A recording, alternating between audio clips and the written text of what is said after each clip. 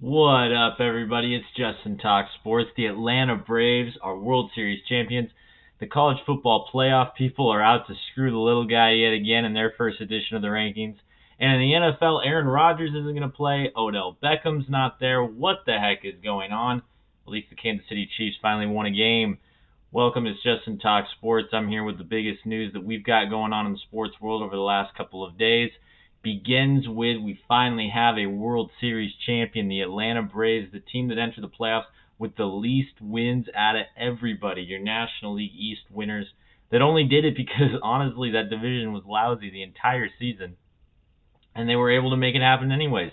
An incredible playoff run with one of the all-time great trade deadlines, loading up, taking Jock Peterson from LA. Despite losing probably their best player in Acuna, he blows his knee out a couple weeks before the trade deadline. Doesn't matter. They decide to load up anyways. Alvarez out in left field made the huge play to Rob Altuve in game 5. These guys got it done. I'm sorry, in game 4. These guys got it done when it mattered. And then they beat a Houston team that was rolling. Beat them in their home stadium twice, which if you know anything about the Houston Astros, you know anything about their history, not easy to do, particularly when there may still be some shenanigans going on. As a Mariners fan who has watched them lose in Minute Maid over and over and over the last few years, I'm still convinced there's shenanigans going on. Regardless, massive, massive win. And really exciting for the Atlanta Braves. First World Series since 1995. Not a franchise that I ever feel particularly sorry for. I mean, it's hard as a Mariners fan to feel sorry for basically anybody. But the Braves have had a lot of continued success since the late 80s. Those 90s teams with Greg Maddux and Tom Glavine and John Smoltz were great pretty consistently.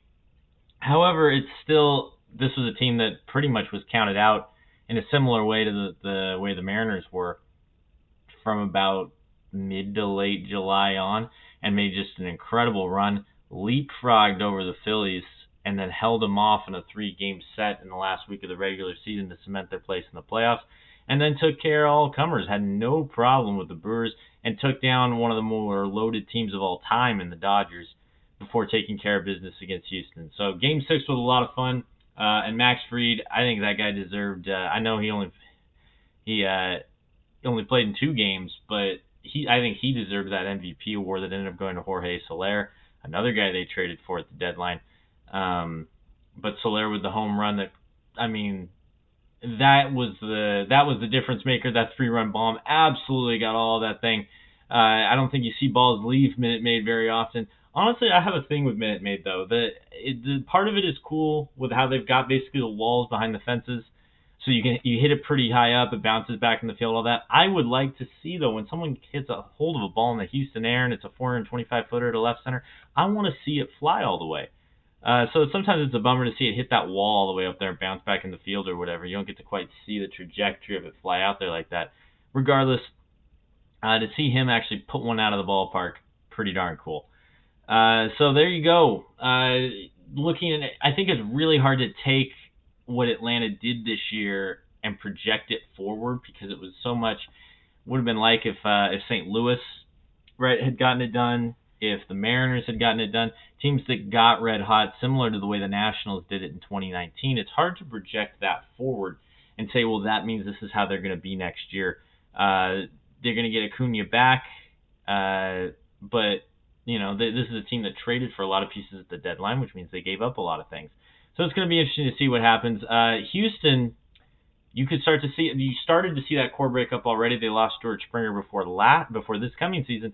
Now you're going to see Carlos Correa leave, I think, in free agency. They could attempt to bring him back. We'll see what happens. But regardless, this may be the last we're seeing of these legendary Houston teams, which, again, as a Mariners guy, wouldn't be the worst thing in the world.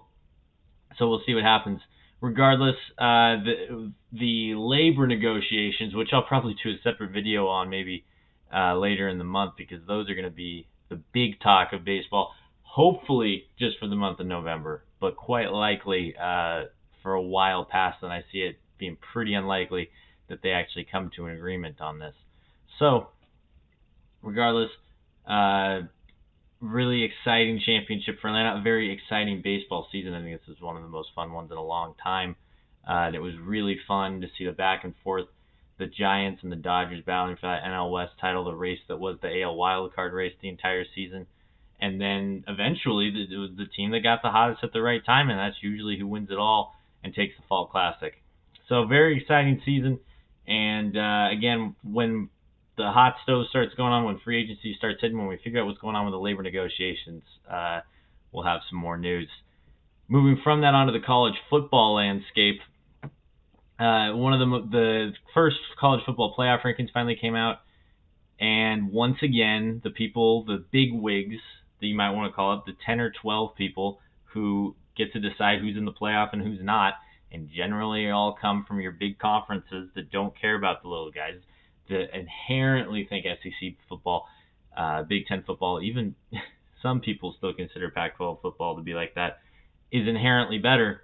These people are making the decisions, and it was incredibly clear yet again as the Cincinnati Bearcats were ranked 6th, despite being undefeated. Again, this is a team that went undefeated through last season, got no love.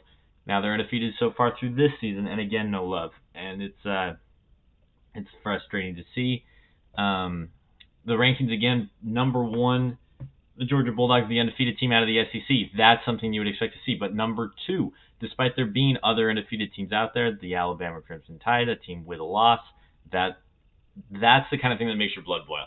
For someone like me, who the number 1 thing that I thought of when they finally decided we were going to do a playoff, even if it was only 4 teams, was that we're finally going to get the little guys in this. I was the kid that I grew up with, the Boise States and the TCUs, and those teams. The year that Boise State, TCU, and Cincinnati all went undefeated, none of them played for the national championship. I was excited because the little guys were finally going to get their shot, and it's not happening. And it's been shown to Cincinnati yet again this year that you're going to need a lot of help from the big boys to get your chance. And that's not what you want to see, and I think they're really missing the boat on this.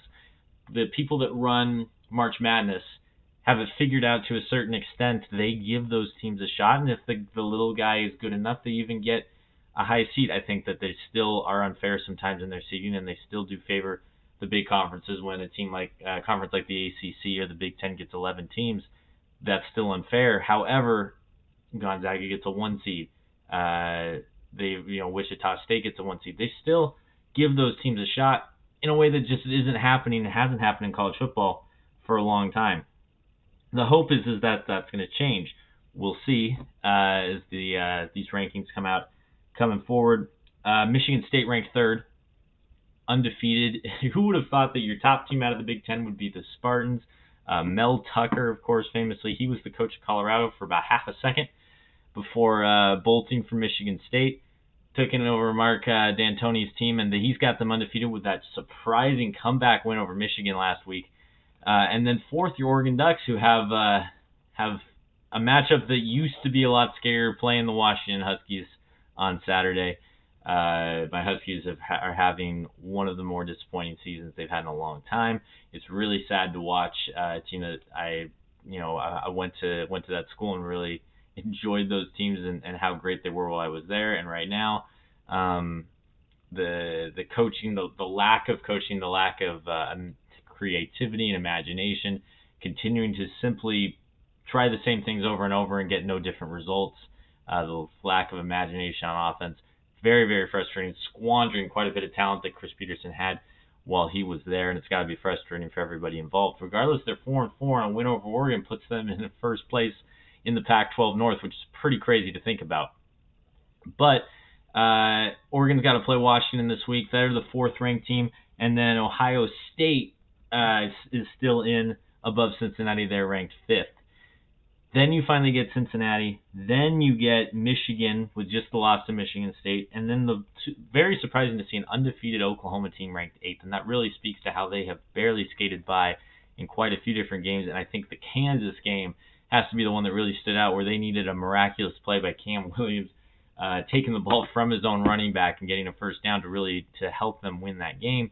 That's why they're ranked so low. That's a bit of a disrespect to the Big 12, considering you've got a 1-loss Oregon team ranked 4th. We'll see what happens. I think I almost think it's a bluff on the part of the committee. I think a one-loss Oklahoma team is not getting left out, or an undefeated Oklahoma team. That team's getting in. A undefeated Wake Forest team, on the other hand, that is who's ranked ninth. Nobody had this happening. This is really exciting. This is the kind of team I want to get behind. I want to get behind Cincinnati. I want to get behind Wake Forest. I don't care that Wake Forest is an ACC team and technically they're a Power 5 school. These are the teams that are fun to get behind. Wake Forest, their first time ever in the top 10. They were the last of the Power 5 schools to have never been in the top 10. So this is exciting. This is fun. I don't see it continuing. They gave up a ridiculous amount of points last week. Or 2 weeks ago in that game against Army, a 70-56 win over Army. We don't see a team that gives up 56 points to Army. I don't care that they're running the triple option. Is not a team that you want to put a lot of stock in going forward. However, it's really, really cool to see, and it's really cool to see teams that haven't had that level of success having that level of success. And then running out that top 10 is Notre Dame, always there, and always driving people like me crazy, man. The Notre Dame love, the media loves nobody more than Notre Dame teams, and it's always frustrating. Whoever the quarterback is always in your face. We've heard about Ian Book for years, and now they're on to somebody new, and we're going to be hearing about him if Notre Dame keeps winning. You look at the Notre Dame schedule the rest of the way. Navy, Virginia, Georgia Tech, and Stanford is all. This could very well be an 11-1 Notre Dame team that we're hearing about as the season comes down. Again, should we put them in the playoff? And we've had this discussion before, and every time that we put them in, they get run out of the building. They got run out of the building by Clemson. They got run out of the building by Alabama. They don't belong because they don't play the same schedule that everybody does. They get to cherry pick their independent schedule, and as long as Notre Dame is remotely good, they're going to be the most hyped team by the media because it pays, right? Because the media, ultimately, your ESPNs and your NBCs are interested in people watching. Arguably, no school has a more national fan base than Notre Dame, and that's just proven by the fact that they're the only school, because they're independents, they have their own TV contract. I guarantee you that if the Washington Huskies went independent, they would not have a national TV contract. So how national their fan base is contributes to the media love for them. The tradition, arguably, they're the only team, besides potentially Alabama, that has that tradition going all the way back to the old college football, the 40s and 50s, the days when college football, not the pros, was the number one form of football, arguably the number one sport. And they're the only school that's good today that really has that tradition that goes all the way back to when it was them and Army and Navy and that sort of thing. But that's where that's how your top 10 shakes out. And it'll be interesting going forward. I think the two biggest stories to look at is Cincinnati. Can Cincinnati bring it home, right? Can an undefeated Cincinnati team make it into that top four? And I don't care what people will tell you about they're in the American, they haven't played the same schedule, they don't belong. America will be interested, because if we've learned anything from college basketball, if we learned anything about America in general, we want to see the underdog. We want to see that team fight. That's what you're going to see if Cincinnati gets in there. They're going to get their shot. And if Georgia runs the table, it probably won't be against Alabama. It'll be against Georgia, which would be even better. And people want to see that, and I want to see that. So that's going to be, for me, the number one thing to watch going forward. And then the second thing is, can a Pac-12 team finally get back in the playoff? Can Oregon get it done? Can a one-loss Oregon team get in? Can a one-loss Oregon team continue to stay at one loss and avoid the landmines and the pitfalls of the Pac-12? Particularly as someone who I was a part of, I worked with those UW football teams for a few years while I was in school. The Pac-12 is the hardest conference of the Power 5 to play in because of how long your road trips are. An in-division road trip to go play Stanford or Cal, if you're Washington or Oregon, that's a 3.5, 4-hour flight. And then 3.5, 4 hours back. You're probably playing Pac-12 after dark ball. You're probably getting back to your dorms by 4 or 5 in the morning the next day. That's schools like Alabama that will go play, an hour plane flight, go against South Carolina, and it's a 2-hour flight at the most. You play your 12:30 game and you're back in your beds by 6 or 7. That's not something that's an issue for them, and it's why you see so many more upsets in the Pac-12, in my opinion. Moving on from college football to the pros, a couple big headlines. Since I talked last, Kansas City with the win over the Giants um, did not look impressive. Did not look impressive at all. Had to really squeeze it out at the end. And the biggest problem that they're having on the offensive side of the ball is teams have finally figured out that Mahomes is an impatient quarterback. He's the best. He's awesome, but he is impatient. He is going to rip those deep balls. He's going to take the deep shots, regardless of whether they're there. So people are learning to play soft too deep, to play anything to take away Tyreek Hill and to take away McCole Hardman and take away the deep threats. And then just throw a couple guys underneath on Kelsey and you take away his options. Because for a long time he wants to rip it deep, and if you take it away, he's going to force it anyways. That's why they lead the league in turnovers. They're turning the ball over 1 every 4 possessions. The offensive line that they revamped in the offseason, not getting it done, and it's because teams know Mahomes wants to rip it deep. So they have to lean on their running game is what they need to do. And I'm the last guy usually who's saying focus on the run game. I've been listening to Pete Carroll say it for a decade as a Seahawks fan. It drives me insane. But they need to run the football. Teams have to actually think that they're going to stay dedicated to running the ball. They're going to stay dedicated to the quick game. And then finally get them to bring people up. And then the deep shots that always work will work again. But that's going to require discipline on Mahomes' part. And it's not a discipline that he has shown so far this year. So they were able to eke it out against New York. They needed a couple things to go their way. The Giants had to make some late mistakes. And a couple really brutal penalties that allowed Kansas City to pretty much run the clock out. And again, it was very, very winnable for New York, and has to be really frustrating for the way that went down. They pull it out. They kind of keep their season alive. They're 4-4. They're fine in that kind of weird, wacky AFC. If they can turn it around in the second half, they're still fine, particularly because the teams above them in the AFC West aren't inspiring a ton of confidence at the moment. No one's concerned about the Denver Broncos, despite my personal love for Teddy Bridgewater. I don't think anyone's worried about them. The Chargers laid an egg against New England last week. And then you've got the Raiders, which is a disaster. You lose your coach. Now you lose Henry Ruggs. We don't need to get into to all of the legal analysis. So those are a couple. This is a situation for Kansas City. That division is still right there for the taking in a way that it's not for a team like Seattle, where Arizona and the Rams are gone and away.